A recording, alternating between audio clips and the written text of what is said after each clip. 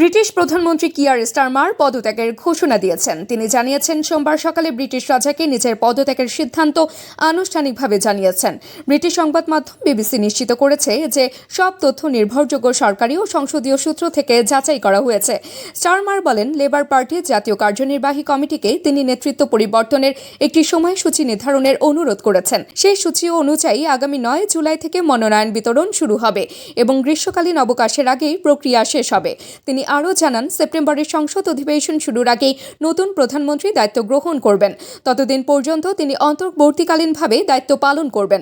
বার্তা সংস্থা রয়টার্স জানিয়েছে, যুক্তরাজ্যের সংসদীয় সরকার ব্যবস্থায় সংখ্যাগরিষ্ঠ দল থেকেই প্রধানমন্ত্রী নির্বাচিত হন।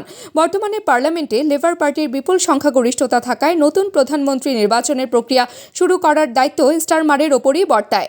গত কয়েক মাস ধরে স্টারমারের নেতৃত্ব নিয়ে লেবার পার্টির ভেতরে অসন্তোষ বাড়ছিল।